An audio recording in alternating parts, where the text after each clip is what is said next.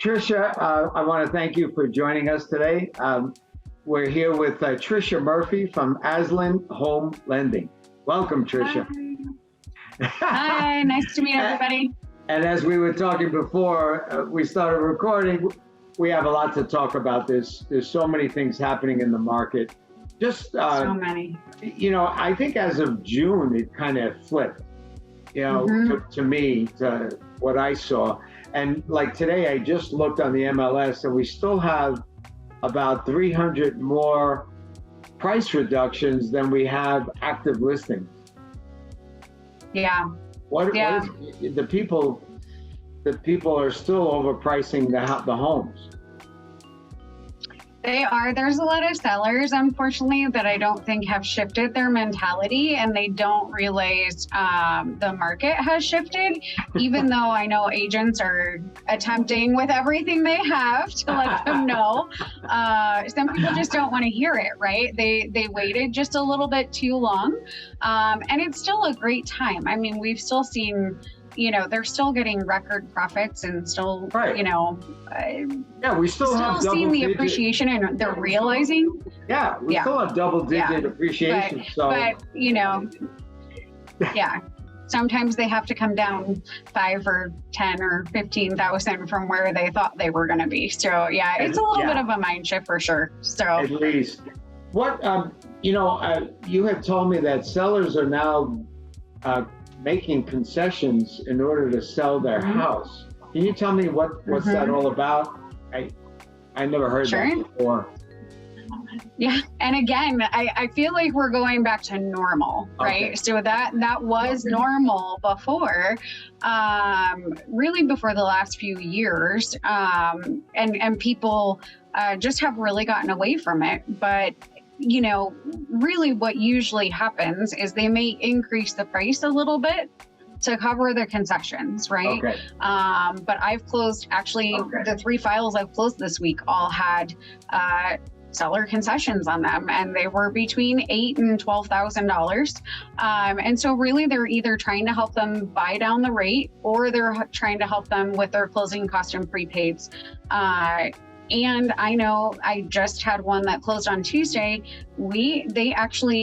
There were repairs that needed to be done on the property. And in lieu of that, they just lowered the price to keep the buyer in place. And so again, those are all like normal things that we've seen in the past, but we just haven't seen in the recent past. So it's, again, just getting kind of everyone back to normal. Yeah, I've heard of all kinds of things where the sellers are now, which I always advocate for, which is to do an inspection before you even put the property up for a sale. That way you know what's going on. That's a great idea. Yeah, do a sewer scope, do a HVAC, do a roof certification. Figure out what's going on with the house. Those are the big things that hold up, as you know, Absolutely. Up. Yeah. So what is this 2-for-1? Let's talk about the 2-for-1 buy down, and now sellers are paying for this. I don't get it.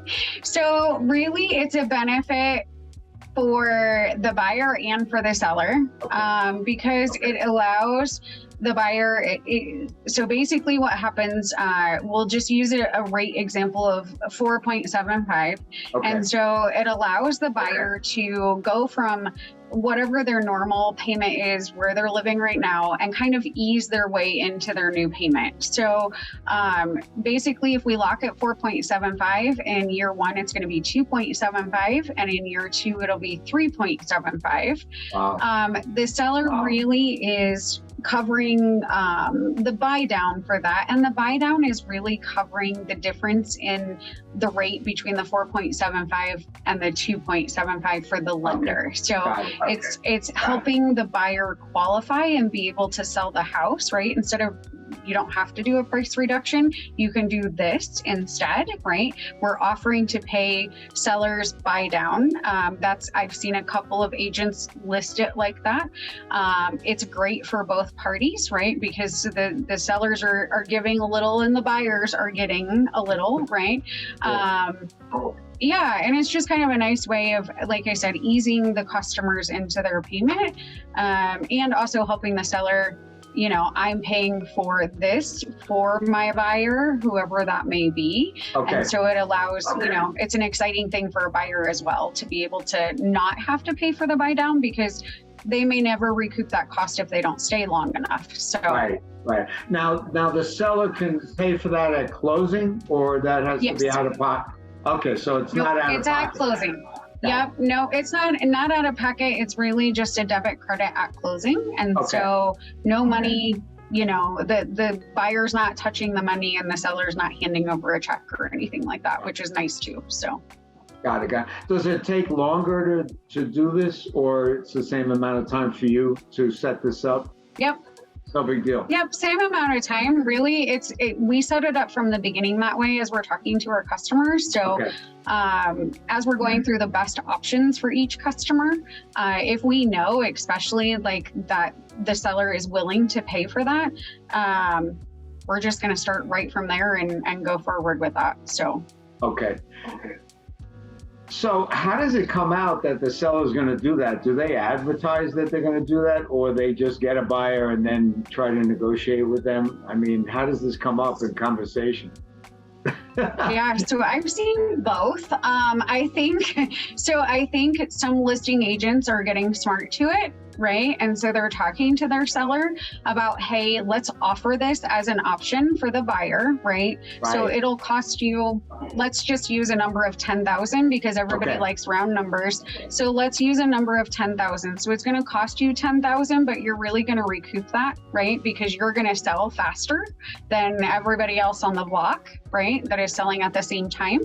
And the buyer, like I said, they realize that benefit at closing because the rate is going to be less. So it's just a win-win for everybody, really. And what difference does it make? What difference does it make in the payment? Like, is it 500? Well, I guess I know it depends on the price of the house, but let's say a $600,000-$700,000 home.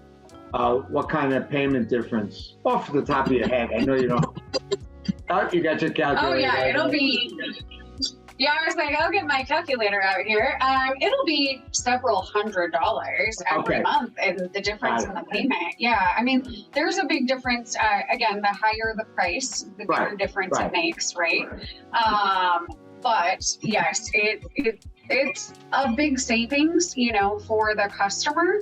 And again, for the seller, it gets their property sold faster. So it really is a win-win. Especially like for a lot of people, if they're moving out of town, because that's what I'm seeing a lot of it on, is the sellers are moving out. And so they need to get going. And the buyers are super excited to get in. And so it's just kind of a benefit to both parties. Yeah, I mean, I would advise on the seller end for them to offer that, because like I said, this weekend I went to 5 houses that were all at $1 million. And they're all pretty much the same. Yeah, they're all nice homes. They're all big and immaculate and nothing really to do. And like, okay, why should I buy your home as opposed to somebody else's? Right, because I'm going to offer you $10,000, which in the grand scheme of everything, that's cheap, right? If I don't have to hold on to my house, because as we know, the days on market is also going up. With the greater inventory, so it keeps you off the market, keeps your carrying costs down, and gets your house sold ahead of others. So I used a $400,000 loan amount at that 4.75, just to give you the difference.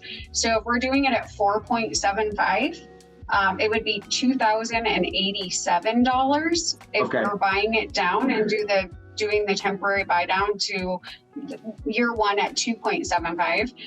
That makes principal and interest of $1,633. So that's almost $400. That's a lot. Yeah. That's less than renting.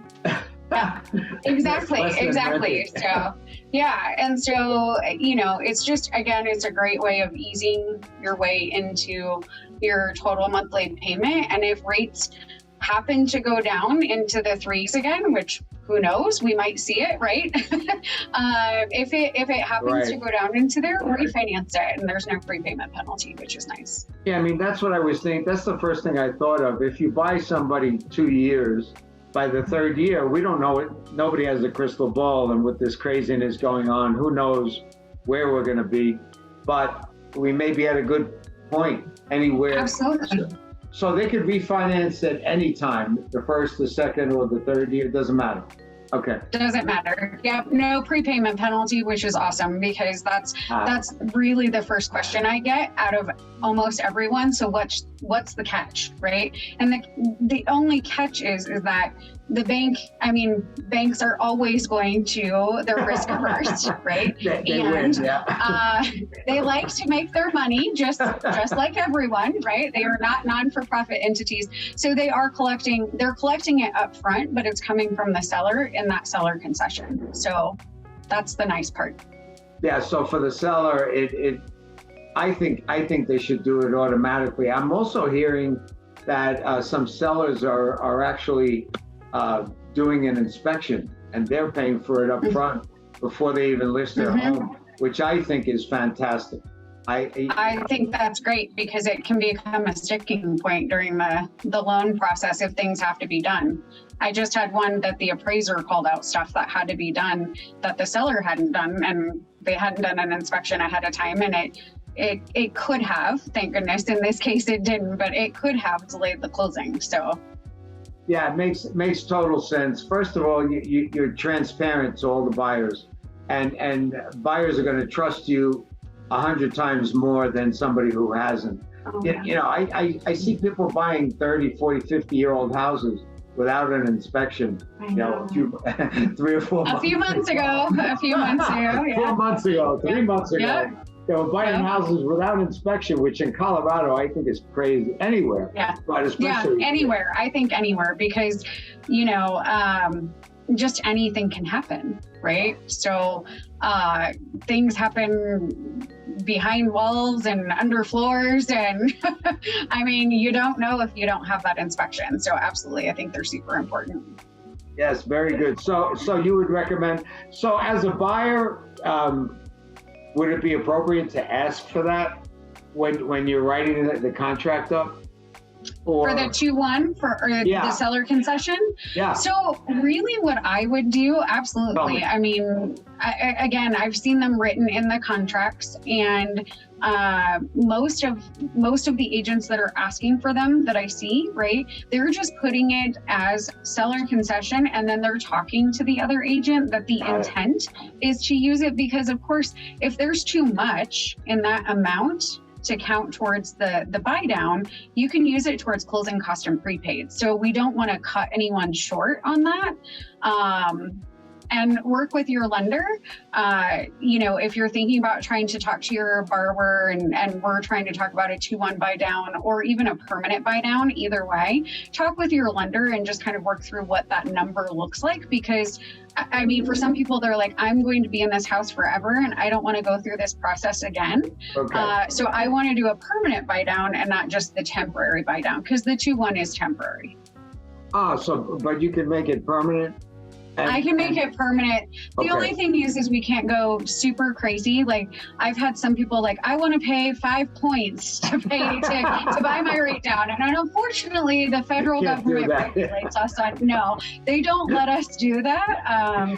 So they get a little cautious about those kinds of things. So, again, just work with your lender on kind of what those numbers look like, so that when you are writing the contract, that you have the appropriate number that you want to ask for. So.